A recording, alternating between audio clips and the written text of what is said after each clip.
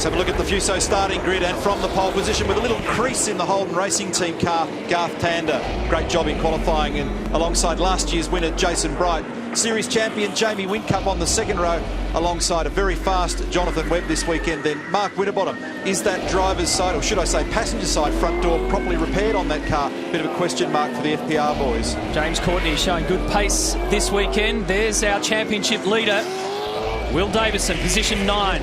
Stevie Johnson out of Jim Beam Racing and VIP Pet Foods, Steve Owen 11 and 12th. Todd Kelly and Shane Van Gisbergen, who got off to a good start last time around when we were at Hamilton, but ended up with a disaster of a weekend. Craig Lowndes has won 13 races at this track. Greg Murphy, a 3-time race winner here. He's got Tim Slade next to him. There's Dean Fiore, proud West Australian, and James Moffat for Team Norton.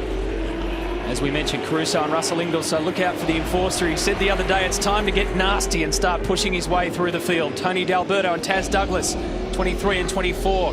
Alex Premer, the only guy in the field never to have been to this circuit before. Some of the other young guys have raced here in the development series, making their main game debuts. And Carl Reindler starting from the rear of the grid. So the West Australians in the field, Garth Tander on pole position, Carl Reindler, Dean Fiore and Michael Patrizio. Interesting to contemplate. I know that some drivers got out obviously on slicks in qualifying, but gents, this is really the first time this weekend that anybody's been able to properly attack a dry track. And some of them have chosen to go on the soft tyre. We're on board here with James Moffat now. Some of them have chosen clearly to go with the hard tyre. That's the vast majority at this stage. But they're going to be genuine pioneers, Scapey. They don't know what they're going to deal with here. 100%, Neil. We've never seen in the whole of practice, right up until right now, that not a dry lap completed. And this will be very interesting. So 7 cars on the soft tyre. Jamie Whincup, Todd Kelly, Jason Bright on the front row of the grid. Reindler, Murphy, Reynolds and Ingall. 7 cars on softs. There's the series leader. So the rear of the grid. David Wall slots into place. A brand new era here at Barbagallo Raceway. 5 seconds.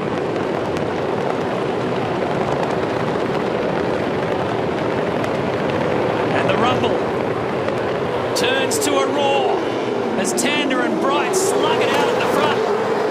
Bright really aggressive. Tander can hold the line down to turn 1 and does so. Garth's initial jump was very good, but the secondary part of the start was better for Jason Bright, and Bright prevails. He grabs track position when it matters most of the run through the S's.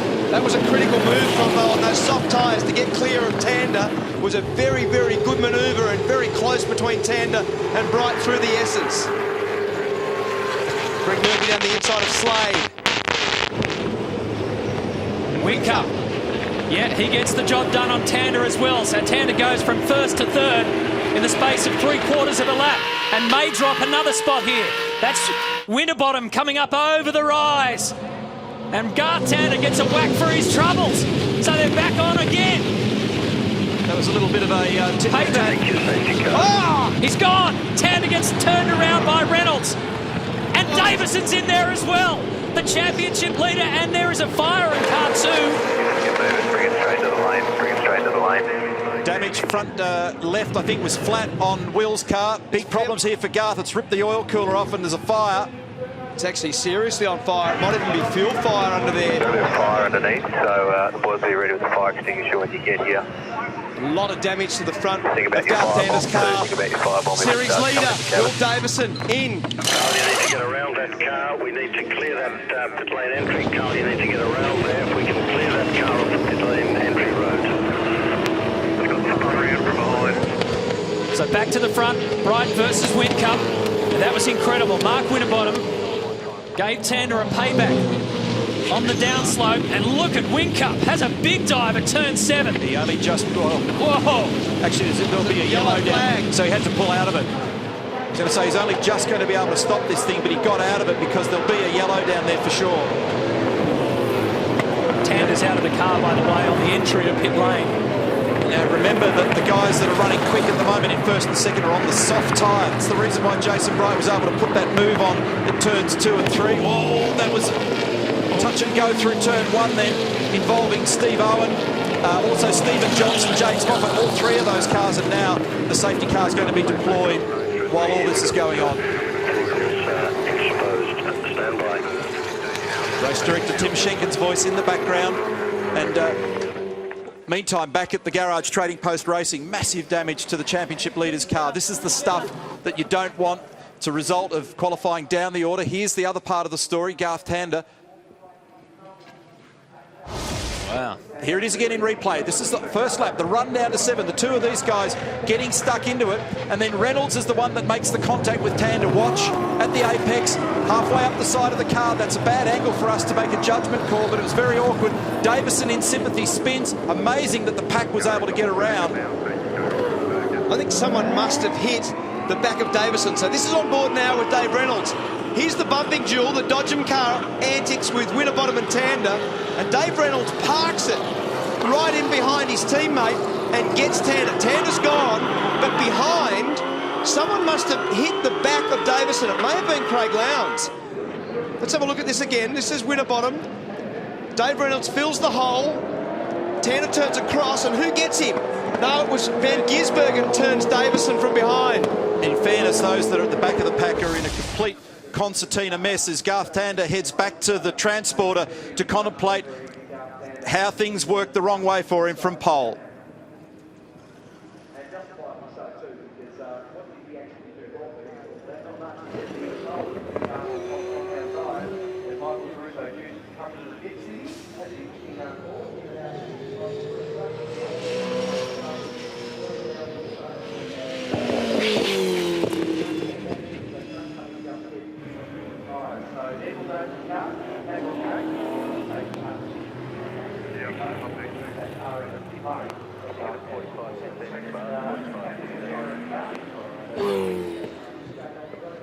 We've got massive damage, mate.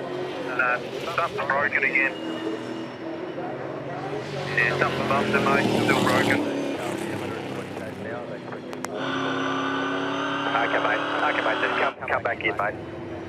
Just be careful with it.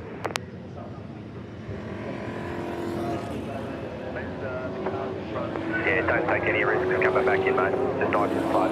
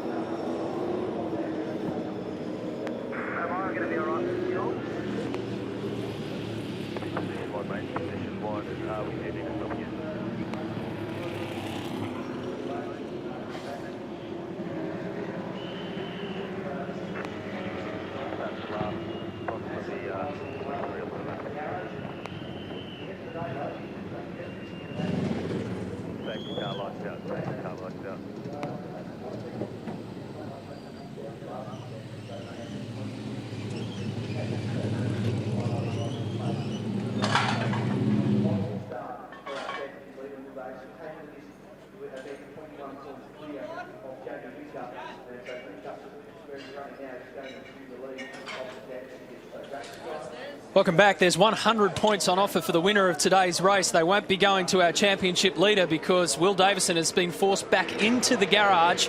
They released him, but he's got even more damage on the front left-hand side. So we'll get to the bottom of that shortly. Let's check out this restart. Bright leads the way. He's on soft tyres. So too is Jamie Whincup. Mark Winterbottom is in third, and Fabian Coulthard is tucked in behind him. Look at Ingle. Here comes the enforcer having a look. The inside of Tim Slade. He bumped him all the way around there. You said it, the enforcer was going to get back to some of his old ways, and he certainly nudged Tim Slade the whole way around turn one. Very good restart for Jason Bright. He was very impressive here last year, if you remember. He beat Jamie Whincup with absolute raw car speed last year. So again, very good first lap there for Bright. So championship changing stuff. We've seen Will Davison in the pits, out of the race. Tander from pole position, crashed out of the race. And now Whincup is being gapped by Jason Bright, with Mark Winterbottom on the hard tyre showing very impressive speed in third position. David Reynolds is on soft tyre. Shane Van Gisbergen Lee Holdsworth and Lowndes behind him on hards. It's impressive with Winterbottom, isn't it? That speed is very, very good. And this is from Mark Winterbottom's car, and there's Tanner being rotated. Dave Reynolds involved in that. There was a bit of a 6 to 1, half a dozen to the other on the incident itself, as Will Davison now comes back out. And this is the left-hand front, either front upright or top wishbone damage, and puts him basically out of the race with that left-hand front suspension damage. Now, David's on the soft tyre here at the moment, the Bodlow entry. He's 7th, and he'll have the cloud over him based on what happened down there at turn 7. He's going to try and wipe that out of his mind and have the debate later on. So he's moved up that slot now on James Courtney. So Brighton Whincup on the softs. James Moffat off it in the sand, and it's down at turn 6. And that'll be a safety car. So Whincup made some ground on that lap on Bright as Murphy dives down the inside of Lowndes. Good job. Safety car boards and flag. Safety car stand by. The incident is just off track in the runoff at turn 6. Safety car out, Tim Schenken. And that was a critical move of Murphy's to get clear of Lowndes before the safety car. So well done, Greg Murphy. Murphy on soft tyres. So Bright from Whincup, Winterbottom, Coulthard, Webb, Dave Reynolds, James Courtney, Shane Van Gisbergen, who's made the most amount of ground. He's made 7 positions from starting 14th. Greg Murphy, oh, sorry, Lee Holdsworth, then Greg Murphy. It's interesting that when we were here last year, we did 3 races, no safety car intervention at all. The last safety car we had, we didn't race in 2010. We had a safety car back in 2009. It's got a very low probability of safety car intervention on the soft tyres, but that's been dramatically affected today by the messy start. We think with our fuel calculations that some guys may actually come in now. Problem is we haven't had any dry running this week so far, so we don't actually know what the fuel consumption is yet. Only 7 laps, already 2 safety cars. Steve Owens coming in. There's one, Scafie.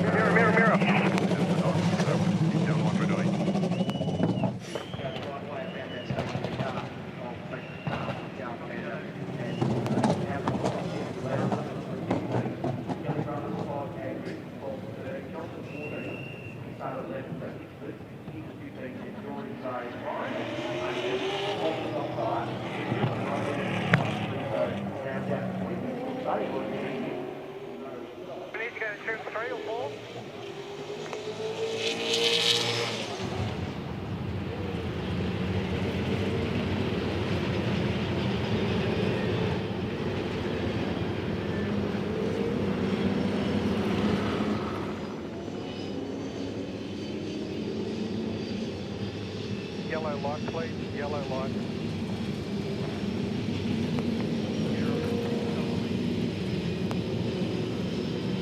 We'll do our best, mate. Very tight, though. Very tight, just with the fuel. Yeah, you can change the trim, mate. Crack, brother.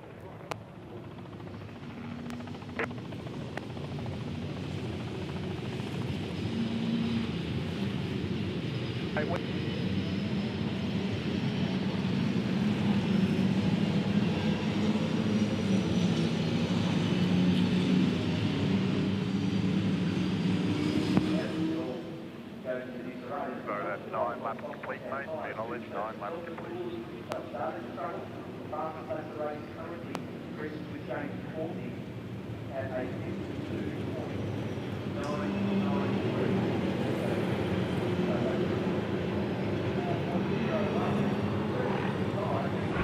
Safety car still controlling this field here in WA, and it's because of this down at turn 6. It's problematic here because once you go off, especially down there, it's deep, deep sand. So James Moffat and Team Norton Falcon has been retrieved and now getting a hurry along. Yeah, interesting down here on the pit lane at the moment. First of all, Will Davidson, that damage initially didn't look too bad, but well picked, Scafie. He went out and his top front wishbone broke, so that's probably, I don't know, a 12-lap repair, so he might get out and salvage a few points. What was really interesting then, though, 3 teams set up down here ready to stop. Brad Jones's team was one of them. and they opted not to, but they did say to me if they ran full trim, very lean, the little switch we talk about on the dash, on the steering wheel there, they reckon they could just sneak home from here. So it's going to be interesting to see how this plays out now. They didn't stop, by the way. Yeah, that's what we tried to work out the same thing, Larko, and on our numbers, we thought that this was the start of the window, and be interesting to see who can get away with it. This is this damage again in this top wishbone and the left-hand front wheel. Looked like it was coming off initially, and the damage has basically put Will Davison out of the event. You can see it break as soon as he went to turn that car. Procedure is before 120 all the way to turn 6, entry to 6 back to 80. But wait for my confirmation, but expecting lights out at turn 6, but back to 80 at turn 6. It's the voice of Tim Shanken, the race director for V8 Supercars. Formerly a very, very accomplished race driver around the world. He drove for Ferrari and drove in Formula 1. It's Tim about middle of your screen up the top there with the glasses, and has been a very big part of our sport for a long, long time. Jason Bright's restart in the last safety car period was very good, and he gapped Whincup by 4 or 5 car lengths, and this is a very important restart now, because if you've got the soft tyres on, you have to make hay, and this is all working into Mark Winterbottom's hands to be on the hard tyre and still in contact. Well, he's had 2 free kicks now, hasn't Absolutely. he? So he's still got brand new soft tyres up his sleeve for later in the race, which he's got to use. GT, mate, sorry, you're probably not in your great mood, and I can understand. Just quick read on that incident. I think it was Reynolds ran into the rear of my car and spun me around, so it all sort of started down at Cobb. When Whincup passed me, he's on softs, that's cool, he was passing me, but he just sort of hit me and ran me wide, and Winterbottom got up the inside, and then Reynolds sort of went for a hole that perhaps was going to close, but that's racing. 2 more races tomorrow, mate, good luck. Yeah, that would be heartbreaking for Gartander in so many ways. He rates 2007 here when he did the clean sweep, up there with the best thing he's done in his career, including Bathurst. So it shows you how highly he regards this home race. Let's get it back on. Bright leading Whincup and Winterbottom. Bright was terrific at the last restart, and he looks rock solid yet again. Van Gisbergen's going to have a dive straight away on Courtney. Good move, very nice pass. And a much better restart for Whincup this time. Bright's still got great opening lap pace on the cooler, softer tyre though, hasn't he? Remember that Jamie's also got it on the car. Same tyres for those guys. Mark Winterbottom on the hard tyre, so is Fabian Coulthard and Jonathan Webb. Next in the queue with the soft tyre is David Reynolds, and he's currently in position 6. And remember that everybody's got to use both. Now David moves up 1 on Jonathan, as you'd expect. More grip, better lap time. Very different strategies from a number of teams, and a lot of people learning on the run here. What will be the real tyre degradation? We've not had dry running. What will be the real fuel consumption? There's been a lot of work done in this area on the cars in the last 12 months.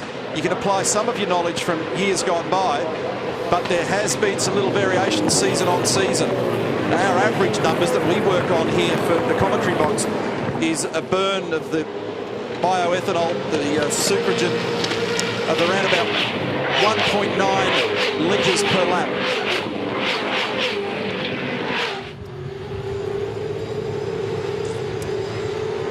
So it's 0.3 of a second between first and second. Nothing in it there.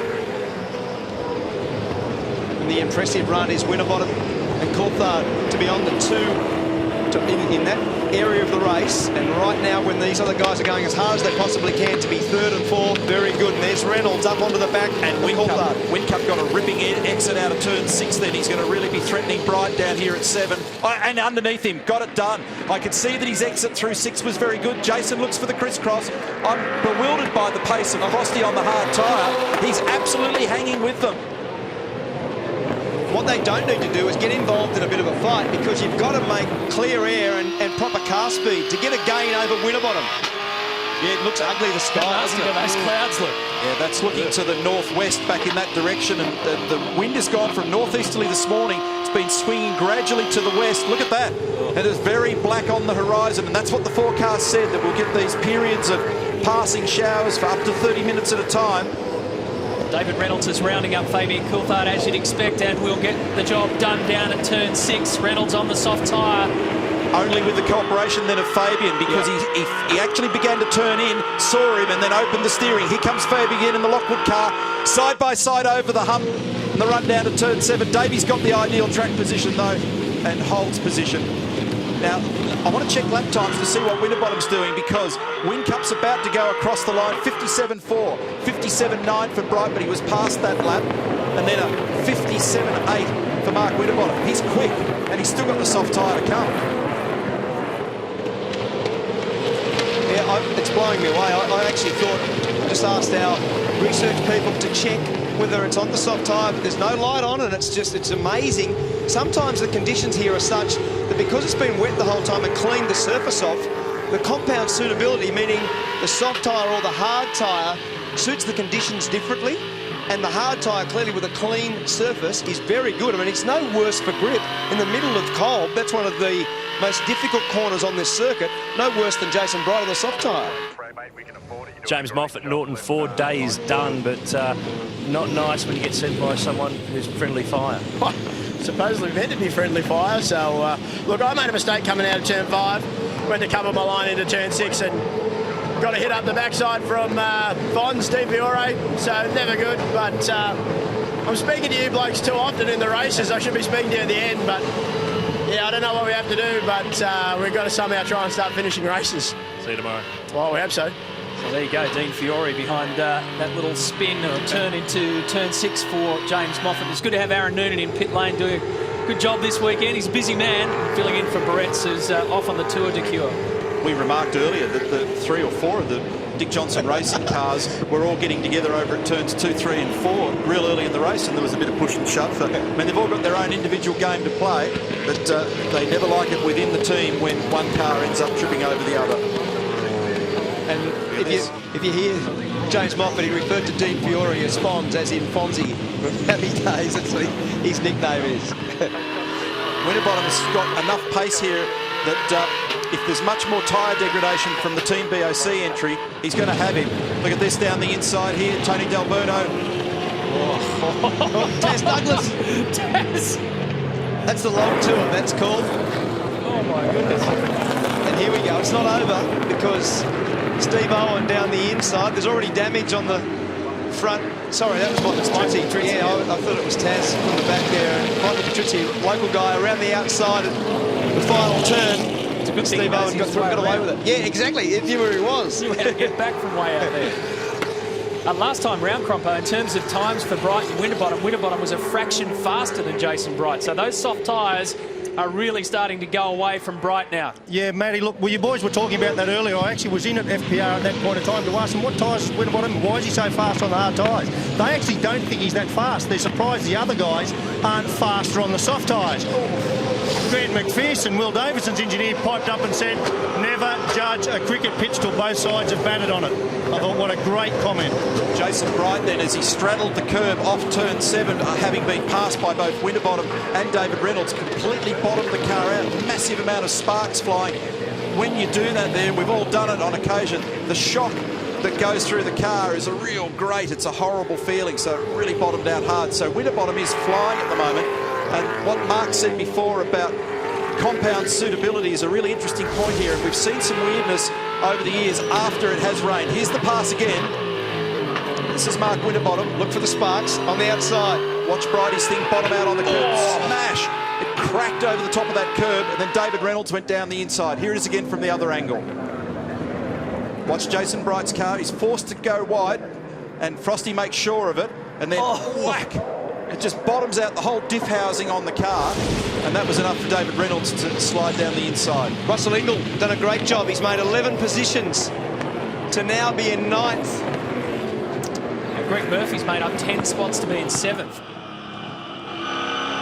So 2 veterans of the sport really making a move today.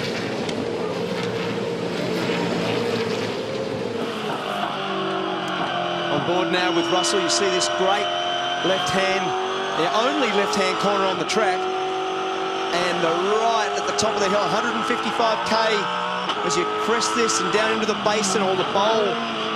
The corner's called Kolb, and in the middle of this corner, trying to get on the throttle and not hurt the tyre is the most difficult aspect of this exit onto the main straight now, which is got a big over the hill and down the roller coaster ride into the final corner, and the cars do almost 260k. where we picked up on Jason right now with Coulthard doing a very good job also. Who is also still on the hard tyre. So we're seeing for the first time this year a racetrack that doesn't treat the soft tyre quite as nicely as the others. There is tyre degradation. They are hurting. In some of the places we've gone to, we haven't seen anything like the typical wear you'd expect to get from the softer of the two compounds. Jack Daniels Racing, Todd Kelly and Rick Kelly, they're currently in a battle for 13th and 15th, and it's Michael Caruso or Jiu-Jitsu that's the meat in that sandwich. Interesting also, when we saw the onboards from Mark Winterbottom's car a little bit earlier, how much rubber was flying from the Jason Bright car in the high-low corners, like coming out of turn 6. Is that rain on the lens? It is, yeah. Drivers are all reporting spinning now. And so they're peeling long chunks of rubber off the sides of these tyres in all these spots like this one here coming out of 6. Yeah, quite a bit of activity in garages down here, boys, because you're dead right. I don't know if you can see from your air-conditioned office where you're all sitting, but above you there, it's actually quite a black cloud coming over. So very interesting what plays out here. 2 black cars hovering on Michael Caruso, who's got out of there. So Todd and Rick Kelly together. What's that about? Michael Caruso adding some metres to the track there. Exactly. Dean Fiore and then Alex Premer. That's what's been hovering all day. Now that's just slightly west of the pit straight. Ooh. Looks even worse from the curb canvas. Yeah, that's up the top of turn 5. So, and you get the lights changed here in and around the precinct. So it's something they're going to watch very, very carefully. Jamie Wincup's making hay. He's now got a 3.1 second lead over Mark Winterbottom, who extraordinarily is matching these times, still on the hard tyre, against the soft compounds that now done 20 laps, 20 plus under these conditions. Incidentally, just to confirm again, Will Davison repairs done. Oh, Lowndes sliding into the lane, Lowndes style, and Will is out. He is going to get some points, and that's critical, particularly at the back end of the year, but he's way down in 26th and he's 8 laps off the money. Scafie said it, it's a championship-changing moment, and the way it's panning out, if it stayed like it is, Jamie Whincup will finish this day ahead of Will Davison on the championship picture. This is an interesting stop because you've got to put the tyre on, but why wouldn't you wait until you knew what the weather was?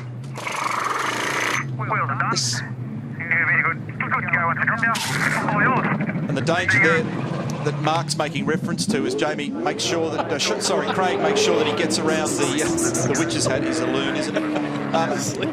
The thing that you've got to be careful of here is that don't end up having to do 2 stops where everybody else does 1. That's the bit that we're trying to get to. So if it does actually rain now, you're going to have to come back in and stick the other tyre on. You effectively wasted a stop. But still a long way away before we're going to see a genuinely wet track. And if he gets some heat in these tyres, watch him go again, Craig Lowndes. He's got to get around that little witch's hat there. He bags it up as he releases the 40 km an hour pit lane speed limit. There it flicks off there and away she goes. A little bit of sand helps the cause. Loves that stuff. Buy a ticket to see that alone on a race weekend. Doesn't matter where we are, Lowndes will always deliver a moment or two like that. So his teammate, though, Jamie Whincup, has a 3-second lead. Reynolds has been quite aggressive. He's been involved in incidents. Now it's a matter of keeping his cool and try and get on that podium. Look at that sky. This is one of the great racetracks where you can really look at, through this roller coaster ride, you can really see what's happening in weatherland based on being in the car. Lots of times you can't actually get a real feel for it. And this now is a really critical phase because if it rains, that stop for Lowndes will basically put him out. The second part of it is, what does it do now for the guys on hard tyres versus soft? Because at this stage, the soft tyre is starting to hurt. There's people now starting to get some jackets on. And clearly Larko's little pre-race avatar about put your hand outside the pit lane and see what the weather's doing, it's working. That's what Brad Jones Racing have just done. They've just seen Craig Lowndes obviously come in and make that stop, and they're not going to do anything just yet. Brad Jones just used the age-old method of stood out in the pit lane, looked up, put his hand out. No high-tech computers needed here. Yeah, and I tell you, Brad Jones is one of the best in the pit lane at that. I was just talking to Jeremy Moore, Craig Lowndes' engineer, and yeah, they've done that. They've rolled the dice on the weather. It is spitting down here, but not really threatening. Interesting, though, you usually get an advantage by having your pit garage right up at the head of pit lane where Craig Lowndes just took off, but they really need to move that witch's hat where he slid around it. That would cost him, I reckon, a couple of tenths of a second by not being able to accelerate dead straight, so I wouldn't be happy about that. Yeah, good point, Lucko. I was actually going to say that when we saw him trying to get around. The advantage of being the team that won the championship and having the end bay is obviously an advantage sometimes in terms of how the race strategies pan out. But when you've got the witch's hat there, you've actually got to turn so hard left to get out that will definitely slow you down. And look at the windscreen. This is on board with Jamie Whincup leading this race out there on soft tyres. And that water on the windscreen is evidence that the weather is coming. And his teammate Craig Lowndes got his fuel now. That gets him fueled to the end. That's one part of the story. He'll be hoping to have enough heat in the tyre and that the track doesn't get soaking wet, that he gets away with the slip. That's the gamble that they're playing on the other side of the garage. We often talk about this style, the technique that Jamie Whincup uses. Let's have a close look at the steering technique here. You watch it, very, very nice. Oh, that's damp there, Neil. Understeer. That's run wide. Here we go. Steve Owen, big problems at the rear of car 49. He's going to have to come in. He's going to have to come in. I don't know why they wouldn't have told him. Back her off, please. Back it off. Stay off the racing line. Stay off the racing line. We're done. Back it off, mate. Back it off. Stay off the racing line. Stay off the racing line. Well, he was told to stay off the racing line. That looked pretty much like the line around turn 1. Go, mate. Go. So major engine drama there for Steve Owen. Lee Holdsworth now exiting the pits. Here's the Jack Daniels cars. And there's the smoke coming from the back of the VIP Falcon. And then told to back it off. So wipers are on. Van Gisbergen down the inside of Murphy. This is for 7th position. And Russell Ingall right in behind also. He'll get down the inside. Look at all the tyre debris there, Neil. This isn't done yet. This isn't over yet. Down to turn 1. Ingall goes on the inside of Murph and gets that position. So Van Gisbergen led the charge. Russell followed him. The youngest and oldest drivers out there. Ganging up on Greg Murphy. Tour de Cure Commodore. Quite fresh, slippery surface in there as well that you've got to carefully respect when you arrive. This will be a little reprieve for those that are on the softs at the moment if you haven't tortured them too much. So Whincup has made 4 seconds over the course of this 27 laps, has made 4 seconds on this man, on Winterbottom. So the soft tyre has yielded a 4-second break. And this is a good job by Fabian Coulthard. It's down the inside of Jason Bright and straight in. Remember also that... Oh! See how sideways he was trying to pull it up. There was a great bit of car control. Van Gisbergen's in as well, just behind him. And James Courtney, they're all in the top 10. There they are. That was a great shot. That rear shot coming into the pit.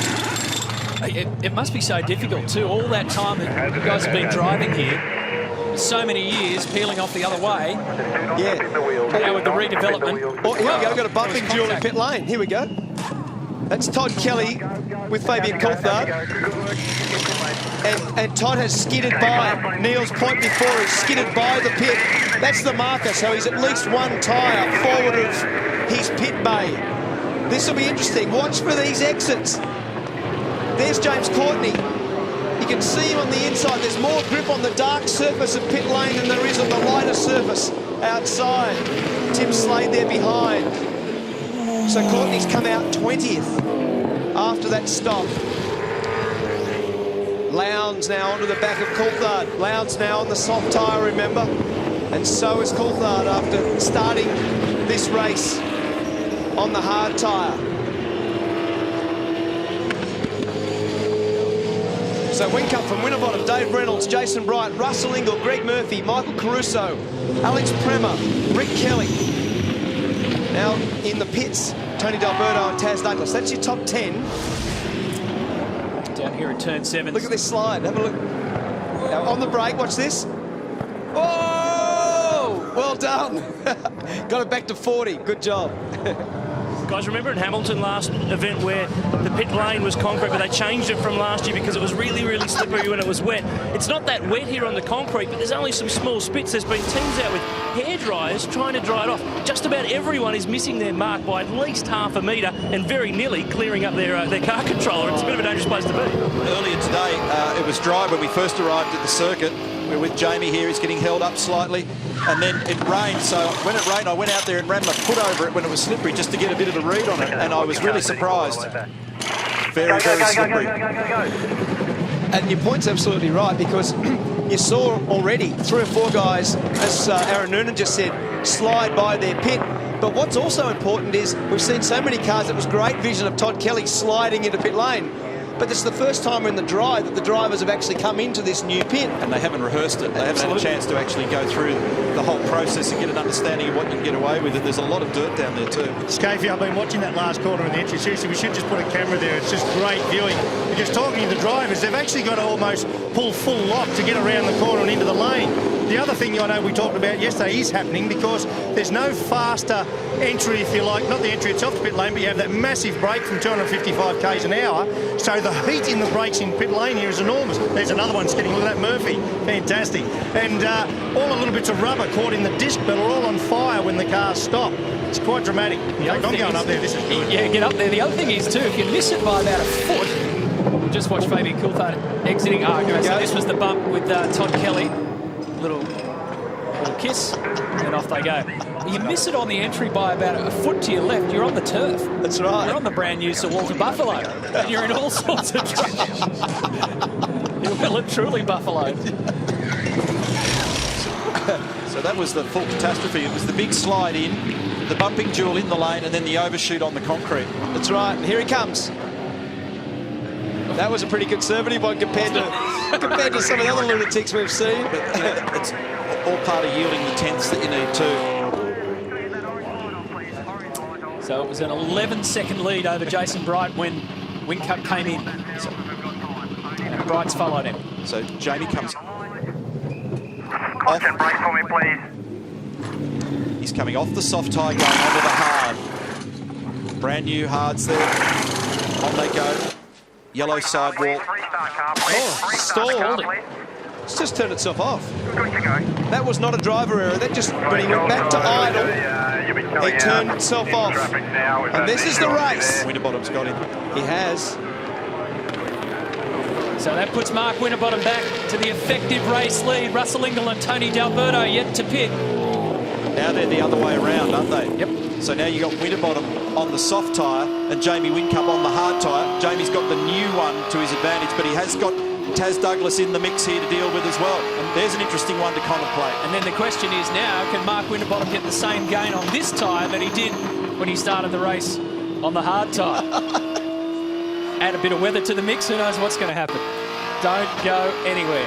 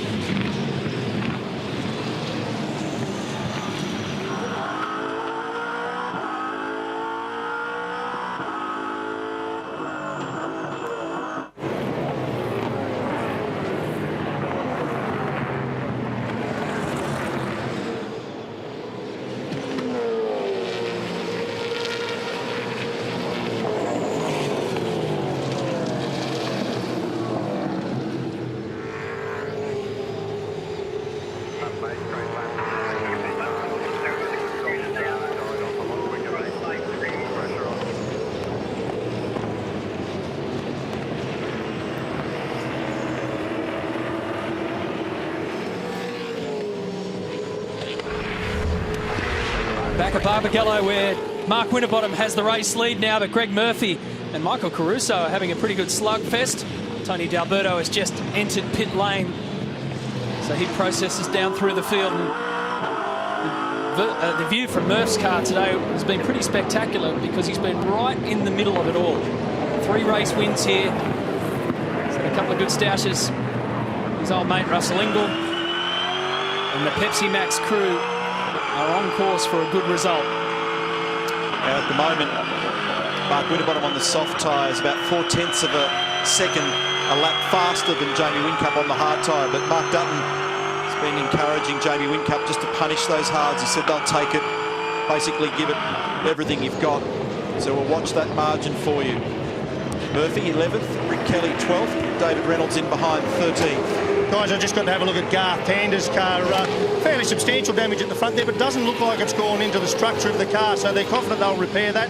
The fire came from the oil cooler underneath, and I was talking to Garth, and he said he was no way he was going to push the fire extinguisher until the fire was inside the car, because he knows the mess that it makes inside the car.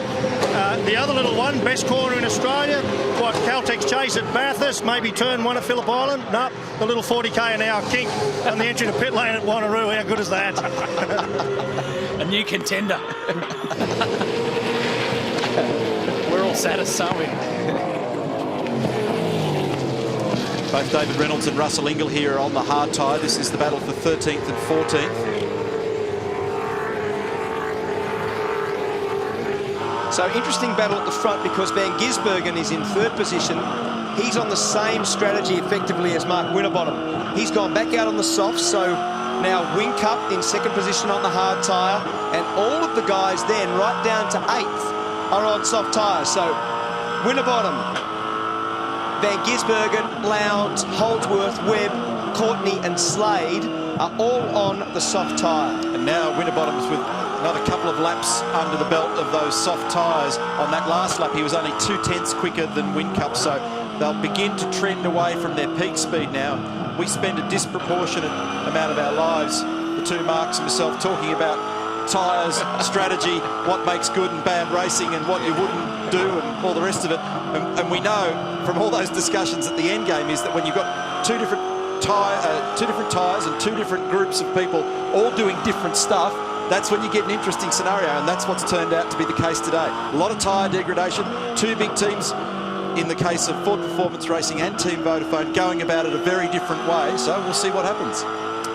So if you missed it from the start, the big news, championship leader Will Davison involved in a crash down at the final turn, but so too was our pole sitter, Garth Tander. Check this out. This is what happened. Tander gets turned around by David Reynolds. Davison arrives on the spot and slams into him, so it was argy-bargy between Winterbottom and Tander coming down towards turn 7, and then a big crunch smashed into the front of the Toll HRT Commodore, which actually caught on fire, and Garth had to bail out the entrance to pit lane there. So let's take a break with Mark Winterbottom leading, and then we'll come back and run you all the way to the finish of the Trading Post Perth Challenge, race 7 of the championship.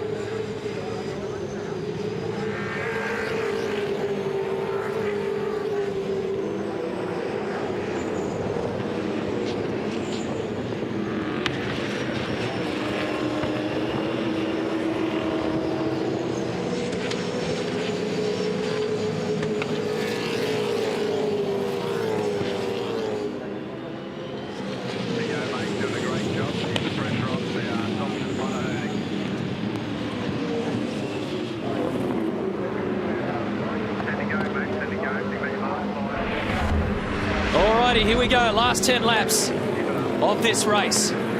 Mark Winterbottom leads from Jamie Whincup. Shane Van Gisbergen is third. He's got Craig Lowndes on his tail and Lee Holdsworth tucked in behind him. So that's your top 5 in this race. Lowndes is somehow making these tyres go the distance at this circuit, in this battle, with his driving style, at this length of the race. It's a classic at the front as well. Classic Ford versus Holden, soft tyre versus hard tyre battle. And the basic scenario, Mark Winterbottom on soft tyres, Jamie Whincup second on hard tyres. Easiest way to put it, the soft tyres will start to get chewed up. So in this next 9 laps, Winterbottom's lap speed's going to go away from him. Whincup's tyres will help him go the distance, so it's going to be a pretty thrilling finale. Update for the Kiwi fans. Fabian Coulthard, the Lockwood Commodore, is back to 16th after such a strong start. Pit lane penalty given for that unsafe release a bit earlier on with the Jack Daniels car. And a leaking hub, that's the drama with the Steve Owen VIP car. Thanks, Aaron. Aaron Noonan's in the pit lane. This weekend, Will Davison's been back in and out. He's down in 25th at the moment. This is a bit awkward, isn't it, down here? Coulthard and Todd. This is the ongoing battle that started in the pit lane 10 minutes ago. It's still going. It's still going. And that's what Noons was talking about. That's the reason why Fabian had to go back through pit lane, because of that contact with that man. Great driving in the lane. Great driving. They've basically gone half a lap through that whole section there alongside each other. That was very, very good.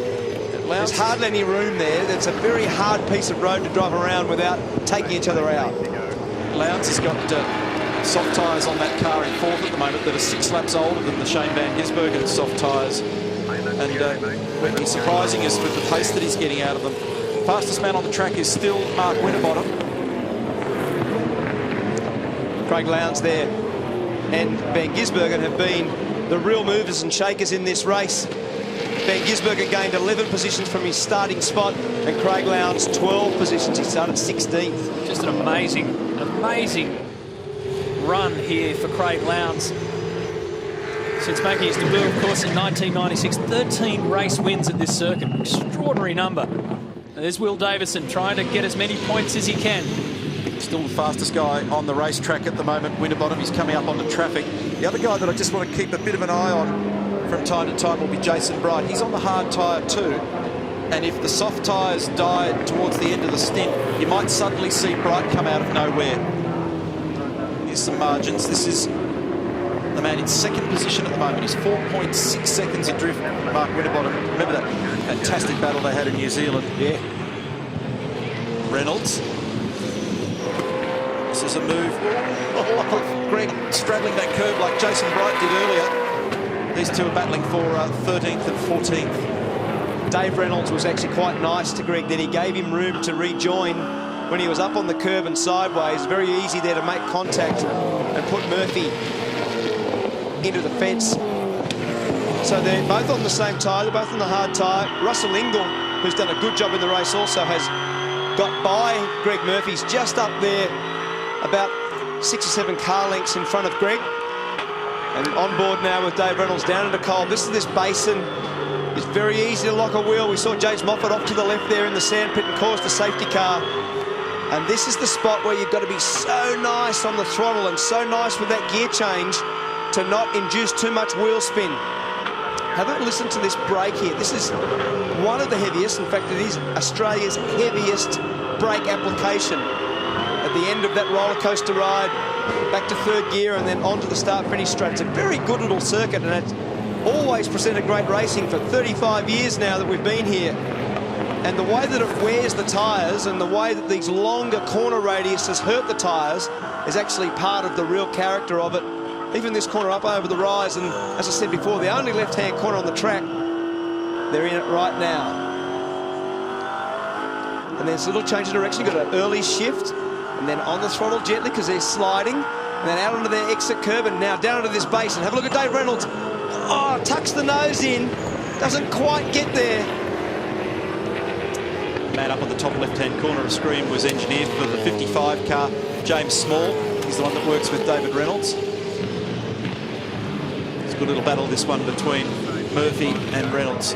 13th and 14th at the moment. Back to Lowndes. Lowndes has got him. Yep. So Van Gisbergen's lost some spots there. So Lowndes, Holdsworth and Courtney all by Van Gisbergen. Make sure the... He's got a drama because he's actually slowing down. That sounds like Dave Stewart, Shane's engineer, on the radio. It looked like he was slow out of turn 1 then for some reason. So Courtney, a very good run for James Courtney. We've said all year so far he would be frustrated by his performance and some bad luck in a couple of the races, but very, very good to see him up towards the pointy end in 5th position. A welcome return to form for the 2010 champion. And at this point of the race, for those that have done a bit of time on the soft tyres now, they'll do everything they can to not overly lateral load the car, side load the car. They'll drive the cars as straight as they dare. It's Winterbottom from Whincup, Lowndes up to 3rd, Holdsworth, Courtney, Van Gisbergen back to 6th, then Slade, Caruso, who's done a lot of laps on softs, then Webb, and Rick Kelly is 10th. Michael Caruso started in 21st position. Like you say, he's done 43 laps on the soft tyres. He's up to 8th. So this will explain what's happened with Shane Van Gisbergen. He's come out at turn 7 and had to go to the right-hand side of the circuit and watch the circus go past. I wonder if he bumped something. We've seen that on... Remember Tim Slade, I think, did it a year or two back at Darwin in a Stone Brothers racing car. There's Ross and brother Jim.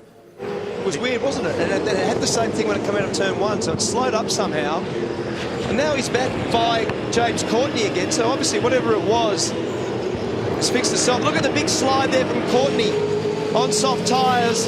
Gets back up the inside, and this will be on down here at the bottom of the main straight. Tim Slade just loitering in behind.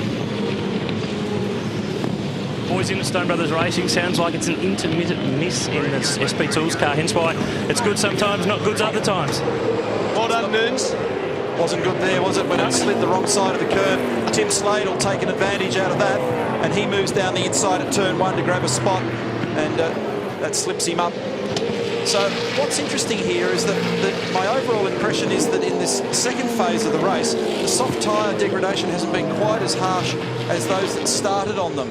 They've hung on a bit longer. Maybe there's a bit more rubber on the road that's helping the cause, and that's basically the only reason that I can come up with. Well, that's it, because the rubber starts to fill the holes in the road. The aggregate's very exposed here. It's large aggregate used in this surface, so it's very low grip. And as Neil said, more rubber down effectively means the compound suitability of the tyre in the last part of the race is better than at the start. So definitely a difference in the way the race has been run, given the tyre deterioration that Neil was referring to. And I half expected Brighton to come out of nowhere in the back end here and start to grab those that were on softs that were dying, but it hasn't happened. So it's 4.1 seconds, the gap between Winterbottom and Whincup. Well, Bright's only really got a couple of positions and got past one guy on soft tyres ahead of him. That was Jonathan Webb. So Bright's in the 9th spot, and time's just going to drift away for Jamie Whincup to make a full-blown assault on Mark Winterbottom, who's got a 4.1 second lead on lap 49 out of 50. It makes for great racing, Matt, when the tyres work like we've explained, meaning that not one tyre versus the other really works. So there's been differences today in the first part versus the last part. The soft tyre and the hard tyre more equal in performance, and the strategy comes out as a consequence. And how's this guy's day? An hour ago, he was waiting to start this race, and he got collected by Garth Tander on the start grid. They had to salvage a new door, rip off the old one, then he finds himself in a war down at turn 7, and now in the lead, and he's going to get the race win. Big boost for his championship battle too. The lion's share of podium visits at this outfit has gone to Will Davison. He's been on the podium for all 6 of the previous races, not this one, however.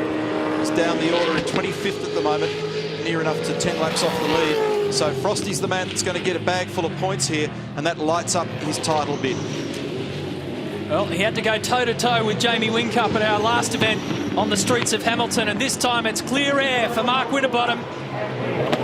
FPR, do it again. I was going to say, because he looked really hot, didn't he? It looked like it's been really fatiguing. So Whincup second, and Craig Lowndes leads this train for 3rd spot. Look how tight it is with these guys. Lowndes will get a podium position ahead of Holdsworth. Courtney 5th, Slade, Caruso, Rick Kelly. And Jason Bright 9th. And Russell Ingall finishes 10th spot after starting 22nd. And that is hot work. Yeah, you can pull up close to our garage under the podium, mate, when you get back. And that's the reason why the cool suit not working. So Frosty didn't live up to his name, but he's certainly living up to the form guide. With another race win for 2012. So this man, Jamie Whincup, will take over the championship lead after Will Davison. He crossed the line in 25th spot. Win number 19 career-wise now for Mark Winterbottom, and in the end, the final gap that I wanted to get to, 3.2 seconds. He rolled out of it slightly in the last lap or two, but nice strategy play and nice recovery from whenever those weird things happen, like the stuff that went on in the start line there, Mark. Often that can just tip everybody over. It makes the the driver's mind gets frazzled. Everybody in the team goes up on edge. Yep. They recovered well, didn't they? And a really good job, because that would have affected whether he could get the cool suit going, because they were feverishly trying to get the door fixed. So to also drive for that whole race, it's a very, very physical place this. You never get much of a break. You can see there his red face. Frosty has worked very hard for that win. A very deserving, very good quality drive from Jamie Whincup and Craig Lowndes. Lee Holdsworth coming fourth. James Courtney, Tim Slade, Caruso, Rick Kelly, Jason Bright, Russell Ingall. That's your top 10. There's Aaron Noonan. Good work, good door fixing should be the policy there in that team. They did a really good job of repairing that door in one of the only incidents I've ever seen like that on the start finish, as Tim Edwards congratulates his lead driver Mark Winterbottom. Hey Frosty, they should knock the door off this thing a little bit more often. Great job. How's the hard tyre pace? Yeah, hard tyre pace was incredible. I had to double check I was on the actual right tyre there, but you go in blind. We haven't been out in the dry. We go out in the cars of jet, so ripper job by the boys. I'm wrapped. Great job. We'll move along here to P2 for the race, but he's now P1 in the championship. Jamie Whincup, who managed to get his way through all of the drama. Hey, J-Dub, new championship leader out of this race 7 of the championship. One heck of a first lap there. Yeah, it's a bit early to be talking about championship. Sick of being the bridesmaid, to be honest. Had a few little issues there and just didn't quite have the pace. So, yeah, hey, it's always hectic around here. It's always good fun. Wet weather yesterday, dry weather today. You've got to have a headache on a weekend like this. Yeah, well, the idea of starting on soft was hopefully the rain poured down and then we stick the wets on and happy days. But that didn't happen, but it was worth the gamble. Are you shocked by the pace and the hard tyres of that Ford next to you? Not shocked, but we certainly need to make an improvement for tomorrow. And where's that improvement going to be? In the handling of the car, yeah. Thanks, Jamie. You've given us a lot there. We'll move along. Craig Lowndes on the podium from pretty much nowhere. One heck of a race. Yeah, look, qualifying, I think, is where it all started. It was just, of course, one of those unpredictable conditions, and, of course, we were stuck sort of 16th. But, yeah, what a hell of a strategy from Team Vodafone. We got through it. We managed to, obviously, salvage something out of it. Any changes tonight? Jamie gave us nothing. How about you? Oh, yeah, we'll still look at some things. It's the car's not perfect, but I'm really delighted, obviously, to finish a third from where we started. But, look, it's great for our championship, and I've got to say a big hello to Levi and Chili at home. Weather forecast tomorrow. Do you want a bit of rain? Do you not want it to come? Actually, the way today's panned out, I'd rather it dry. But, look, who knows? It doesn't really worry. Great job. Well done. Yeah, thanks. Will Davison, I hate to say this to you, mate, ex-championship leader. That's probably bumped you back to second. Tough gig. Oh, it's probably a good thing. I want to be the championship leader in December, and obviously when you're leading it, it's all you seem to talk about when you don't want to. You just want to get on with the job. You realise when you're a driver how quickly things can happen like that, and that's why I'm just focused on the job, and obviously caught up in someone else's stupid accident then, which is frustrating, but you learn to cop it on the chin. That's what happens in this game. That's what you got to do, mate. That's what I like about you. Now, you probably didn't get to see, but Mark Winterbottom, very strong on hard tyres, very strong in soft tyres, so it bodes very well for you tomorrow. Yeah, I mean, I just concentrated on still trying to learn some stuff for tomorrow. Obviously, we didn't do any dry running yesterday. I was even talking with the boys about the weather and trying to give them a heads up with anything I could do to help them with Frosty. So, I think the car was pretty consistent on the hards, although I still had some damage. It felt reasonably good. So, only 100 points today, not 150 because we've got the 3 races. So, not as much damage as could have been done, and 2 big races tomorrow. Yeah, you picked the ones to screw up in. That's good. Not that you did. Mate, now, non-political answer. The team is going so well. Both cars all year. Well, it started mid-lap. I don't expect you to tell me what shock shim you've changed, but and don't say a bit of it. What is it? What's made this team, these cars, so much better? I honestly think just we're understanding them a lot better. Clearly, when I got here last year, you know, they were quick cars. It's just we didn't get it in the window as often as we should have, and simply now we understand the setups a lot better. We get them into the windows a lot quicker. But my second ever race with this team, I was on pole at Clipsal, and the thing was a jet, but we're a bit hit and miss. But yeah, we've got it a lot more consistent now. We've got a long year ahead of us still, but it's good to be part of these guys. The engineers work very well together. It's well structured, and you know, we're just working well as a team. Clearly, they've got a great engineered package anyway. Now we're just getting the most out of it. Not a bad driver either, mate. So good day tomorrow, eh? Today, eh? But anyway, cheers, thanks. Yeah, it's the first hiccup in Will Davison's 2012 campaign. Ends a run of 6 straight podiums. Now, this is how the day started. Watch this. Garth Tander went through pit lane here, trying to find his spot at the front of the grid, but collected the side of Mark Winterbottom's car, which had to be pulled apart and pieced back together. That was just minutes before the race start. Then it's on. Jason Bright, really good start. He held on around here through turns 2 and 3 and got the race lead off Garth Tander, whose race would turn into a nightmare in the blink of an eye, and a spin down at turn 7 where Will Davison, whack. Check this out. Big impact on the front of Tander's car. So from pole to absolute misery. Davison as well. They tried to send him back out. The front did not want to play the game. Whincup put the move on Jason Bright, whose times were starting to go away, and he let the sparks fly at the exit of 7. Craig Lowndes had a great run, and there was Shane van Gisbergen. Intermittent troubles.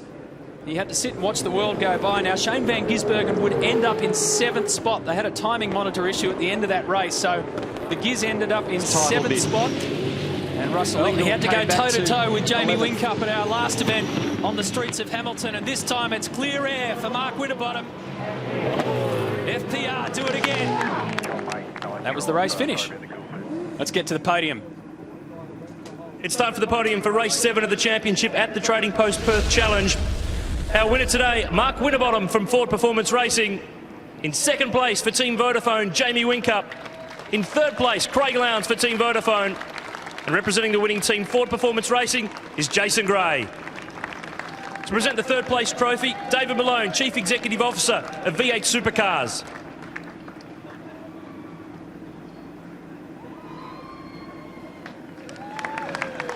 To present the 2nd place trophy to Jamie Whincup is Paul Miles, member for Wanneroo. Presenting the winning team trophy is Guy Champion, Area General Manager, Perth of Telstra.